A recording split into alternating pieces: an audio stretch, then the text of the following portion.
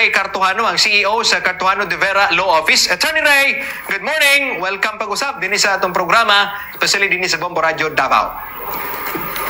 May buntag, Bombo Levi. Ayun, Attorney Ray, diretso ta sa naimong dakong lihok protesta kagapon Luzon, Visayas, Mindanao. Kung diri sa Mindanao, murag nahimo man hinuuning partido, kaon naman hinuuni, especially din sa Davao, Attorney Ray. Pero sa ubang bahin, siyempre may mga pundok po sa mga kabataan, may mga ubang mga sektor, like diya po sa may Soxagen area, pero diri sa Davao region kagahapon, kaon man, Attorney Ray. Pero kung mutanaw ta dito sa kauluhan, dakong kagubot man, Attorney, sa imo, unsay unod, unsay level sa frustration sa mga tao kagahapon nga kung wala ni napugnan sa ito mga kapulisan, tingali ka dunay daotang mga itabo, especially sa mga posesyon sa tuang mga opisyal sa gobyerno, kay marag puntiryan nila pod sa Representative Building, Senado, o siyempre, Palasyo ng Malacanang, Attorney Ray. Sa itong tanahon, Bombo Levi, nga broad-based man to, nga kaning mga mass actions, no? Mass rallies, lahi-lahi nga grupo. So, imong na-mention diya sa Davao, medyo lahi ang presentation, no? Napi ang imong na-mention ganiha, medyo violente, no? Tungod kay na mga agitators. But imong i-analyze man god from the perspective of pag-organisar, kuha ni siya, lahi-lahi nga sektor. No? Common ang kuha ng reklamo, kaning grabing corruption o pangawat, no, sa atong gobyerno. So for a start, no, importante nga atong tan-awon sa ana pang level na po uban nga imong tan-awon nga na mga political agenda, no, normal man ni siya Bombo Levi, na basta mga kuan, basta mga aning movement na di mga politics involved, no, pagkatapos na po yung mga politiko nga ni kuan ni appeal na yung mga artista, no, na, from being festive to being violent, no, in between, Bombo Levi, kiningon na itong mga seryoso, no, nga mga pronouncements, no, susugod pa lang ni siya, no, sugod pa lang ni siya sa ginahop na itong medyo movement nga mabag-o, no, ang atong gobyerno. Attorney, kining giingon nimo nga may political agenda, doon na lang tayo gusto nga sabton-usab din ha, no, kay kadto bitawng una pa, no, kagahapon nga dawa sa nitabo nga dakong rally, murag dunay adjustment dinhi sa we name the political party, kining mga akbayan, kining kabataan nga kadtong naunang mga semana, ang gusto gyud nila nga ipanawagan, siyempre mo step down o paninglan kini mga korap nga opisyal sa gobyerno. Pero dihang pagidangat na sa kuan siguro September 20 or September 19, murag may adjustment sila dito nga dili nila ipanawagan nga ipa-step down si PBBM, kay murag na-analyze siguro nila nga wala may ubang mahulip kay PBBM kundi ang Vice Presidente. So may adjustment dito. Ilang ga ditong ipasabot nga ang atuang panawagan is for corruption lang, accountability lang sa mga tiwaling opisyal sa gobyerno, pero dili ang pagpa-step down sa gobyerno. Kasi nakita nimo dinhi, Attorney Ray, nga murag naka-reshape sa pag-organisa sa mga rally kagahapon nga dawa. Expected din atong kuan, no, kaniginingon atong left of center nga movement, no, apil ng kaning makabayan, akbayan, expected ni sila Bombo Levi tungod kay grabe man ang ilang score, no, ang ilang kasuko sa mga Dutertes compare sa mga Marcoses, no. Before Bombo Levi, ang kaning nga grupo nga siguro ako maingon ako nga apil puguhan na silang grupo sa una Bombo Levi nga anti-Marcos jud, anti-Marcos nga senior. Karon nabago ning kuan ang sitwasyon nato karon nga asa man sila mopili, no, mag-Marcos ba sila o di ba mag Duterte, no? So natural dito sila sa kuan, sa tanaw nila nga medyo dili kayo grabe ang pagkuan sa ilahan, no, pag-ipit-ipit sa ilahan tungod kay sa panahon ni President Duterte, grabe man ang pagkaipit pud sa insurgency. So natural ni siya nga murag political maneuvering, no, ang create lang gud nga disappointment ani sa Bombo Levi ba unaffiliated, no, wala naman ta sa mga political movements nga murag nahimong second kuan second nga agenda ang dapat ang first agenda. Dapat ang first agenda ni Bumbulebi is corruption, no? Yeah. Issue. Even maapil ang atong presidente, atong vice-presidente, dapat ang diskarte. No, dili nga imong corruption lang, but wag yung isama si PBBM. Mura mo naghilaw nga kuan nga political maneuvering sa atong mga amigo sa kuan, no? Sa Makabahayan Black ug sa Akbayan Bumbulebi, daghang matag mga amigo din ha, no? Dapat mo idayon, no? Maski kinsang ligsan, dapat it should be anti-corruption, no? Sayang lang ning ilang affiliation sa revolutionary movement Bumbulebi nga kuan kayo, no? Idealistic kayo na ilang spare.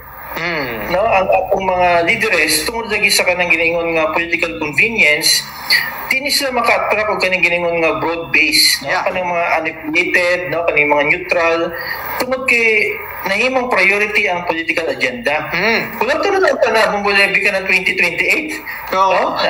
Dugay pa man na siya. Ang importante karon nga sakto nga positioning sa tanan nga political parties, no, maghiusa batok aning grabe, no, massive dapat na malagot ng katawhan ni Bumbulebi kay sa history sa atong nasod, no, pag-establish sa atong republika, mo ning pinakagrabe nga pangawat. Yes, no, nahimong lasaw itong pangawat sa panahon ni President Marcos Sr. Nga lapil-apil atong rally sa una Bumbulebi, no, sa atong pag-estudyante pa dapat karon nga mas grabe ang pangawat, dapat unified tanan, no, united front, no, man ang wording, no, sa atong mga amigos sa kuan sa broad left. United front dapat ni Bumbulebi nga undangon ni, no, ang atong expression sa kasuko. Di na mag Duterte, di na mag Marcos, no, dapat tikto sa katong cancer, no, kaning sakit sa atong sosyedad nga grabing korupsyon. No, but in fairness sa atong mga atong mga kaila po sa kaning mga political movements Bumbulebi, syempre mauna din ang ilang political agenda. Nung atong hangin ang Bumbulebi kay nagsugod ang taning movement, dili yung na i-ikuan, di na i-prioritize, no? Di equal lang yun, forward lang yun ang kaning kasuko, no? Sa corruption, regardless ba na siya presidente o vice-presidente. No, sa mga itong personal opinion sa kaning giningong political agenda nga nahimong priority, no, sa ubang grupo. No, di maganahan ang katawhan Bumbulebi ba? Yes. No, labi na mga kabatanunan, no, ato ginamonitor po nilang pulso. Murag ang ilang perception, di po nila magpagamit-gamit na. Okay, ang mga mass movement magod na yung giningon nga vanguard, no, kanang mga leaders ba. No, normally sa history sa atong kalibutan na Bumbulebi, ang vanguard man jud kanang giningon nga middle class, no, kanang educated people, no, kanang mga opinion makers. Dapat unta nga medyo i-channel sa saktong direksyon ang pagsugod sa kanang giningon nga broad base, no, nga mass movement nga baguhon, no, limpyuhon atong gobyerno. Tapos dito na lang pagka 2028 siguro Bumbulebi, no, atong mga laki siguro dito na lang sila magpapili. Pero dili ang pagsugod, no, mingon kag wag si PBBM, no, mag-corruption na tayo. Mura nagkuhan siguro, no, misplaced na siyang political strategy. So, kagahapon day, Attorney Ray, kung nag-usa lang unta to para gito sa accountability sa tanan, nga with due respect sa tuwa laging mga kuhan po din ha, no, sa mga bakabayan o akbayan o sa nadya kabataan, dapat unta dili nga to kay ang resulta naman ko din noon, murag aduna sila gipalabi. Dapat ko accountability, wala manunta. O dapat tanan bisa masagasaan kay for corruption man ta. Pero murag wag si PBBM, si Duterte na lang murag ingana. So problema ni siya, attorney, di ba? Sa imong tanaw. Yes, no, major nga premise nga error. No, personal ako mo tanaw. Kaya nindot ito tanawon to Bumbulebi ba, no, kahapon nagkapit disig tanan. Yeah. No, multi-sectoral, no, from tanan, no, from left to right. no, nindot unta to kung naay mga tao nga nagpatunga nga napakita to nga united ang katawhan, no? Kay ang accountability ni PBBM lahi bang accountability po ni Duterte? Magana ba kung Bulebi ba dapat accountability sa tanan nga kuan nagapadagan sa atong gobyerno. Kay naman tay proseso po sa atong gobyerno pag kanang sa ni pag seek no o kanang accountability. Naman tay proseso, naman tay impeachment, naman tay mga korte. No, at the end of the day kita gyapon katawhan mo pili sa atong mga leaders. But ang akong makita nga medyo major disappointment nga dapat nagkapit bisig to kahapon Bulebi ba? Diba indot simbahan, civil society, atong mga amigo diya sa makabayan, akbayan, no, atong mga kaparian, no, united, no. Dito na naunta ng ginaingon nga kuan, no, anang ang hustisya lang para dito sa mga Duterte, no, kay PBBM wag muna. No, tanan tungod kay ang atong hustisya nakapiring na siya Bulebi. Yes. Di ba nakita nimo ng hustisya nakatabo ng mata? Di man na maingon ang hustisya ni PBBM dahil po sa hustisya ni Duterte. Pareho na siya, no? Bulebi na proseso sa pagkuhan, sa pagdagan sa atong hustisya, diha sa atong mga husgado. Yan. No, diha sa korte, no? Kung kaning sa kalye pod, atong gina-recognize ang katungod sa katawhan nga kanang peaceful protest. No? Muriklamo sa kanang binuang sa kuan gobyerno. So overall, mo to kung nakita nga major nga disappointment, but ang positive pod at least na ay kuan na dako nga paglihok no sa katawhan. Apil nato mga kabatanunan, no, atong Bulebi, no, napakita dito ang kabatanunan very active.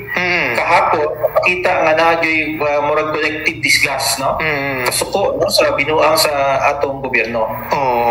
Attorney, kung siguro wala na lahi-lahi ang kagustuhan na ining mga grupo kasi daghan mga grupo manggod, kung nagkatapok lamang kapitbisig, Attorney Ray, sa tanaw ba nimo dunay mahitabo kagahapong adlaw sa posesyon sa tuwag nga mga kongresista or sa Malacanang ba kung nagkataon nga naging isa lang ang goal sa mga rallyista kagahapon, knowing ang number daw nila nasa more or less 100,000, Attorney Ray?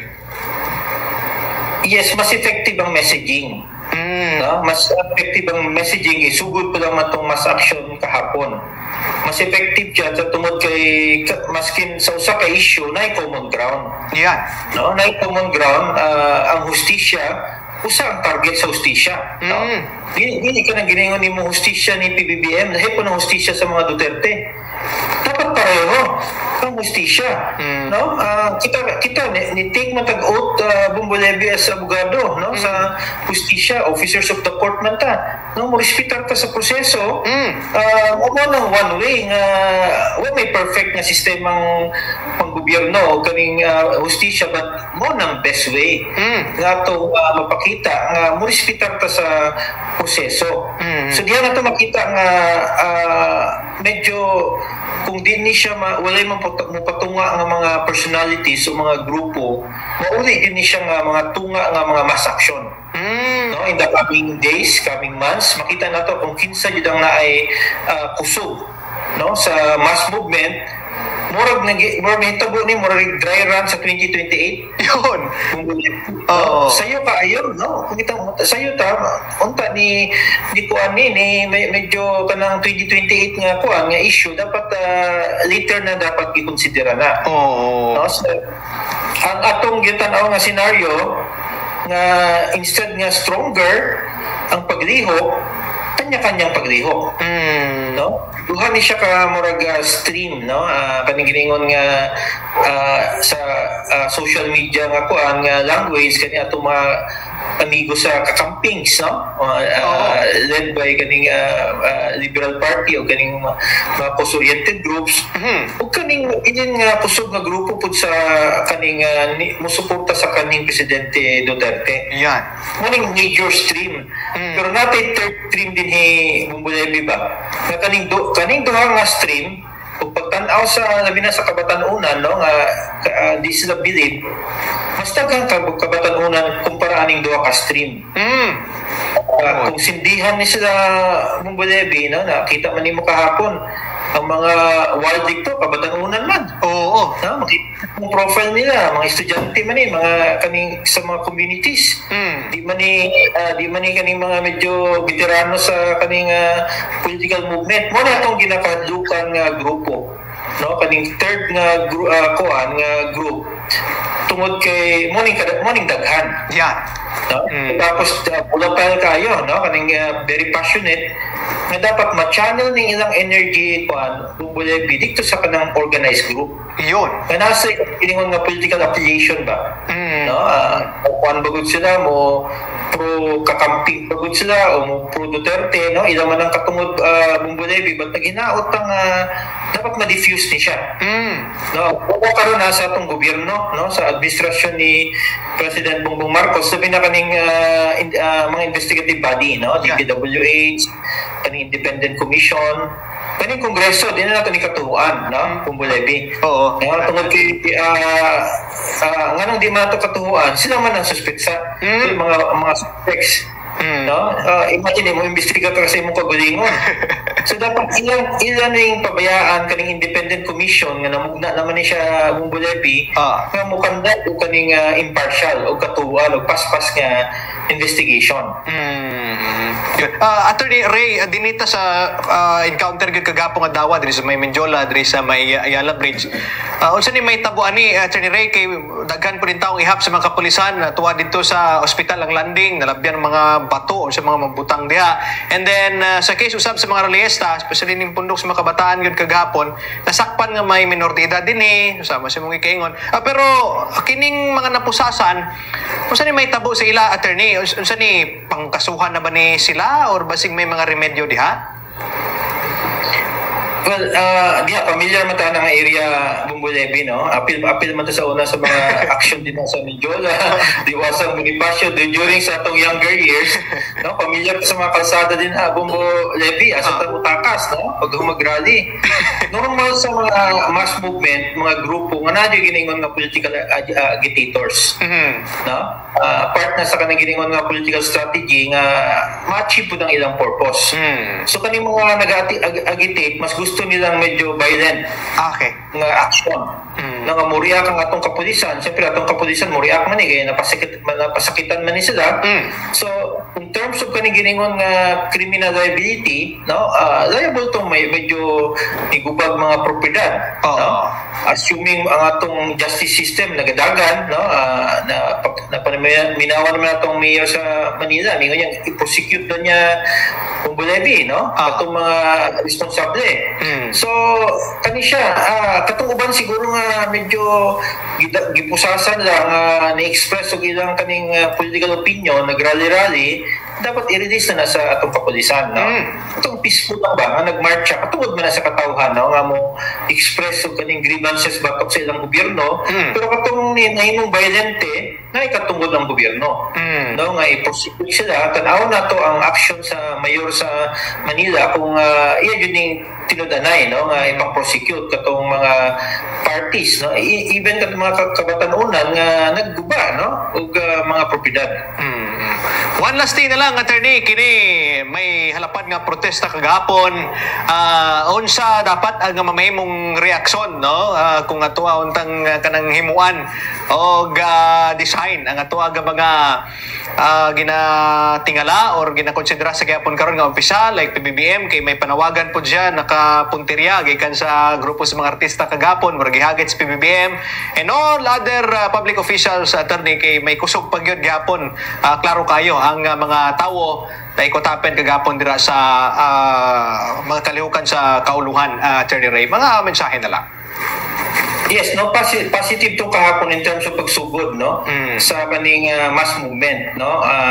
Ato to siguro ibutang sa kaning medyo secondary nga comment katong mga pagbahin-bahin sa grupo, but collectively maayo to siya, no, nga sa katawhan. Ang issue din niya ang resulta masustain bagod siya, no, nabagay positibong resulta ang pagdagat sa investigation. So nasa bola po sa government karon, no, sa atong DPWH secretary, and ang bola gihatag man sa iya, gingnan man sa presidente nga walang kamag-anak dito. Nakita mo atong sinseridad sa atong DPWH secretary nga yang ipangtangtang mga mga DPWH engineer, no? Ipang-file kaso ato po panahon nga na independent commission, no? Mo ganing gitawag ni siyang independent commission nga once na mugna ni siya mubulebi himo siya kanang trabaho nga credible, paspas, no? Prosecute kanang mga opisyales. Siguro later na nato ni atong kaning desisyon na natong presidente, no? Although na siya liability na mubulebi, pero kung makita nato nga credible na iyang pagpadagan sa kuan sa proseso, no, nga daghang na prosecute, ang importante po din ibong Bulebi diay, no, kana i-confiscate kanang mga pagkugad nga gipamalit, no, sa atong mga kongresista, no, atong mga leaders, no, kuan man ni naman tay unexplained wealth nga balaod, para ma-appease, no, ang katawhan ng Bulebi, no, maganahan ang katawhan na in fairness sa atong presidente, no, maski na si mingon tag-command responsibility nga liability, hindi mo siya sa lakang base ma-convince yun, no, ang katawhan na Bulebi nga base enough na siya. No, but dito pagka-control sa panguna-una sa ubang grupo labi na sa atong mga kabatanunan. Yo, Attorney Ray, daghan kayo salamat ha sa imong bulawanong panguna-una, siyempre sa side sa usa ka eksperto dinhing field, Attorney Ray. Daghan kayong salamat. Anytime, no, Bulebi. Yon, nakabambang pangitang abogado si Attorney Ray Cartujano, ang CEO sa Cartujano and De Vera Law Office.